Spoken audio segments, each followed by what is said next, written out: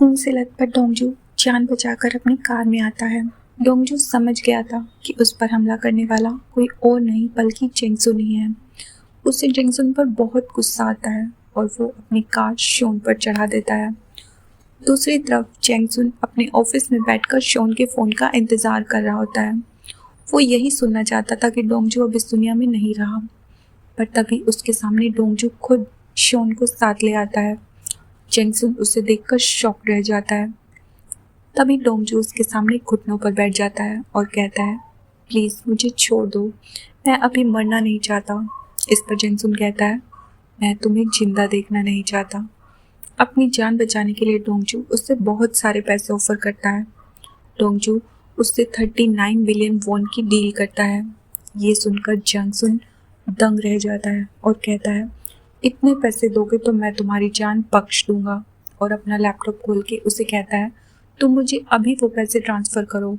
इस पर डोंगजू कहता है, मैं अपनी लाइफ के साथ गैम्बलिंग नहीं करूँगा। मैं 2 मिलियन पाउंड तुम्हें अभी देता हूँ, साथ यहाँ से घर जाने के बाद, और बाकी के मेरी सेफ्टी की गारंटी मिलने पर। फिर जेंगसुन कहता है, तुम मुझे सारे पैसे अभी क्यों नहीं दे देते? क्या तुम्हें मुझ पर ट्रस्ट नहीं है? इस पर डोंगजू कहता है, तुम ऑलमोस्ट मुझे मार चुके थे। पैसे तो तुम्हें मेरे जाने के बाद ही मिलेंगे और मेरा पीछा करने की कोशिश मत करना। डोंगजू उसे 2 मिलियन वॉन देकर वहाँ से चला जाता है। अगले सीन में हम यूनाम को उसकी मदर इन लॉ के साथ देखते हैं। वो उसे टिफिन पकड़ा कर कहती है, तुम्हें इसे चुल के लिए ले जाना चाहिए। फिर यूनाम खाना लेकर चुल के पास जा रही होती है। तभी उसके सामने डोंगजू आ जाता है। डोंगजू उसे देखकर इमोशनल हो जाता है। वो सीधा उसके पास जाकर उसे किस करने लगता है और कहता है, मुझे तो लगा था तुम्हें देखे बिना ही मेरी मौत हो जाएगी। उसकी ऐसी हालत देखकर यूना मुझसे पूछती है, तुम्हें क्या हुआ है? पर डोंगजू उसे कुछ नहीं बताता। वो फिर से उसे किस करने लगता है। तभी वहाँ चोर टिफिन को देखकर यूनाम को ढूंढने आता है। ढूंढने पर उसे यूनाम चेयर पर बैठी दिखती है। वो पूछता है, तुम यहाँ क्या कर रही हो? यूनाम मुझसे बताती है, तुम जल्दी में सुबह टिफिन भूल गए थे, इसलिए तुम्हारी माँ ने तुम्हारे लिए खाना भेजा है। चोर कहता है, फिर तुम बाहर क्या कर रही हो? यहाँ इतनी ठंड है, तुम्हें यहाँ नहीं रुकना चाहिए। यूनाम को चोर का टच करना बिल्कुल अच्छा नहीं लगता, इसलिए वो वहाँ से उठकर जाने लगती है। डोंगजू अपनी कार में बैठा फ़ोन पर न्यूज़ देख रहा होता है, जहाँ बताया जा रहा था कैसे मैनेजर वू ने सुसाइड कर लिया, जिसे देखकर डोंगजू मुस्कुराता है और कार पार्क करके अपने घर जाने लगता है। पर तभी वो कुछ सोचता है और कार के नीचे देखने लगता है, जहाँ उसे एक ट्रैकिंग डिवाइस लगा दिखता है। डोंगजू उस डिवाइस को निकालकर अपने घर में फिट कर देता है, ताकि उन्हें लगे डोंगजू अपने घर में है। डोंगजू ये सारी बातें अपनी असिस्टेंट ताइनाम को बताता है और उससे मिलने जाता है। उधर जेंगसुन को ट्रैकिंग डिवाइस की वजह से लगता है डोंगजू अपने घर में ही है। वो अपने आदमियों से पूछता है, तुम्हें क्या लगता है, क्या डोंगजू के पास इतने सारे पैसे होंगे? वो डोंगजू की कॉल का इंतज़ार करने लगते हैं। उधर डोंगजू ताइनाम को बता रहा होता है कि जब उसने 2 मिलियन वॉन जेंगसुन के लैपटॉप में ट्रांसफ़र किए, तब बड़ी चालाकी से एक फ़ाइल इंस्टॉल कर दी थी और अब डोंगजू उस लैपटॉप को कभी भी हैक कर सकता है। डोंगजू अपना सारा प्लान ताइनाम को बताकर जेंगसुन को फ़ोन करता है और बताता है बाकी के पैसे वो जल्द ही ट्रांसफ़र करने वाला है। जैसे ही जेंगसुन को नोटिफिकेशन आता है, वो शॉन से उसे कंफर्म करने को कहता है।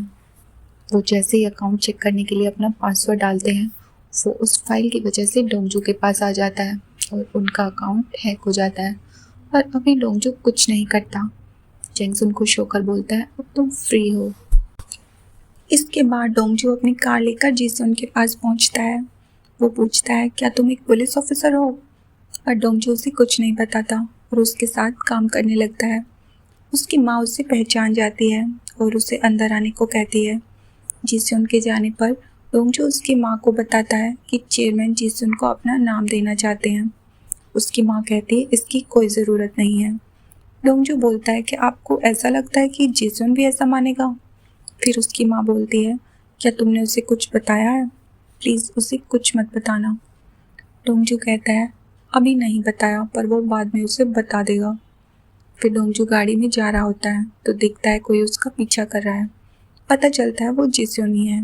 जिसोन उससे पूछता है, आप कौन हो? तो डोंगजू मुस्कुराने लगता है। अगले सीन में डोंगजू चेयरमैन को जिसोन के साथ ली फोटोज दिखाता है। फिर सभी लोग डिनर के लिए इकट्ठे होते हैं।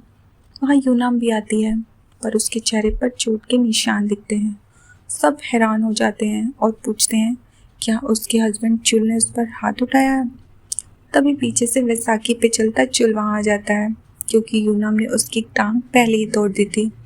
चुल सबके सामने माफ़ी मांगता है और यूनाम को घर ले जाने की कोशिश करता है, लेकिन जैसे ही वो उसका हाथ पकड़ता है, यूनाम का ब्रेसलेट टूटकर जमीन पर गिर जाता है। डोंगजू और यूनाम की नज़रें आपस में मिलती हैं और चुल ये सब नोटिस कर लेता है। फिर चेयरमैन कहते हैं यूनाम अब कुछ दिन यहीं रहेगी। फिर डोंगजू चुपके से यूनाम के कमरे में जाकर उसे एक एक्स्ट्रा फ़ोन देता है ताकि दोनों आपस में बात कर सकें। यूनाम के पेरेंट्स उससे मिलने आते हैं और चुल से झगड़े का कारण पूछते हैं। यूनाम कहती है जब उसे मेरे और डोंगजू के रिश्ते के बारे में पता चला तो उसने मुझ पर हाथ उठाया। फिर जब उसने डोंगजू को बुरा भला कहा तो मैंने उसकी टांग तोड़ दी। एल्डू कहता है अगर तुम्हारे डैड जिंदा होते तो तुम्हें तलाक लेते देखना नहीं चाहते। यूनाम जवाब देती है वो मेरी खुशी देखना ज़्यादा पसंद करते, वैसे भी मैंने ये शादी सिर्फ डसन के शेयर्स के लिए की थी।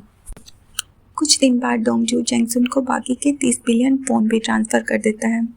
जेंगसुन अपना अकाउंट चेक करता है और 39 बिलियन पूरे मिलने पर जेंगसुन डोंगजू को उसकी जान बख्शने पर मुबारकबाद देता है और सारा पास्ट भुला देने को बोलता है। पर उसी वक्त डोंगजू उसके स्विस अकाउंट में लॉगिन करके उसका पासवर्ड बदल देता है। अब उस अकाउंट में डोंगजू के भेजे हुए और जेंगसुन की पहले की ब्लैक मनी समेत कुल 2 ट्रिलियन वॉन है, जिसका पासवर्ड अब सिर्फ डोंगजू को पता है। पैसे डोंगजू के पास आ चुके थे, पर अब उसे यूनाम भी चाहिए थी। वो उससे मिलने बुलाता है।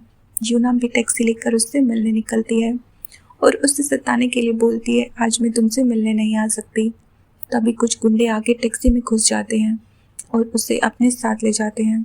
वो गाड़ी में आवाज़ें देती रह जाती है, पर डोंगजू को पता ही नहीं चलता कि वो यहाँ से कब आई और कब गई। तभी दूसरी बोट से एक आदमी गन ताने डोंगजू के सामने आता है और उस पर गोली चला देता है। डोंगजू पानी में कूदकर भागने की कोशिश करता है, लेकिन दूसरी गोली लगने पर वो डूब जाता है। पीछे से वो आदमी मुड़ता है और पता चलता है वो कोई और नहीं बल्कि एल्डू है, जिसे जेंगसुन ने डोंगजू को मारने के लिए भेजा था, क्योंकि 39 बिलियन वॉन लेके भी वो डोंगजू को खत्म करना चाहता था। जेंगसुन खुश होकर शोन को उससे स्विस अकाउंट से कुछ पैसे एल्डू को ट्रांसफ़र करने का ऑर्डर देता है। तब पता चलता है कि अकाउंट का पासवर्ड बदल चुका है और ये देखकर उसकी आंखें फटी रह जाती हैं। वो एल्डू को बताता है कि उसने अभी अभी जिस आदमी को मारा है उसी के पास उसके 2 बिलियन वॉन थे। जेंगसुन अपना सारा गुस्सा एल्डू पर निकालता है और उसे किसी भी तरह उसका पैसा वापस लाने को कहता है। उसके पास इस बात के सबूत भी थे कि एल्डू ने ही डोंगजू पर गोलियां चलाकर उसे डुबाया था। दूसरी तरफ डोंगजू पानी में बहकर बेहोशी की हालत में समुद्र किनारे पड़ा था। फिर कहानी का पहला सीन दिखाया जाता है जब एक मछुआरा उसके हाथ से घड़ी निकालकर उसे पानी में धकेल देता है। मछुआरा घर आकर जब उस घड़ी को देखता है तभी पीछे से डोंगजू उसके घर पहुंच जाता है और अचानक बेहोश होकर फिर गिर पड़ता है। इधर घर वापस आकर एल्डू 2 ट्रिलियन वॉन पाने के लिए चेयरमैन के सीक्रेट सेफ में चोरी करने का प्लान बनाता है। वो चेयरमैन के स्टडी रूम में घुसकर उसकी बुक में रखा एक पासवर्ड डालकर देखता है, पर वो गलत निकलता है। सबसे तंग आकर एल्डू डोंगजू को याद करते हुए कहता है तुम्हें किसी भी हाल में जिंदा होकर वापस आना पड़ेगा, और उसकी ये बातें सच हो जाती हैं। डोंगजू को उस मछुआरे के घर में लेटे हुए होश आ जाता है।